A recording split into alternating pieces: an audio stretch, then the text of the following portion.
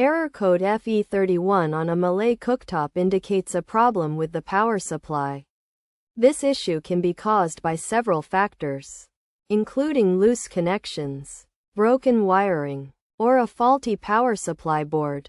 To fix the error, start by restarting the cooktop. Disconnect it from the power supply by unplugging it or turning off the circuit breaker. Wait for at least 10 minutes to allow it to reset, and then reconnect it and switch it on to see if the error occurs. If the issue persists, check the wiring and connections. Ensure the power cord is properly plugged into the socket and verify that the bridge between terminals 4 and 5 has good contact. If the error still occurs after checking these connections, it may indicate a problem with the power supply board.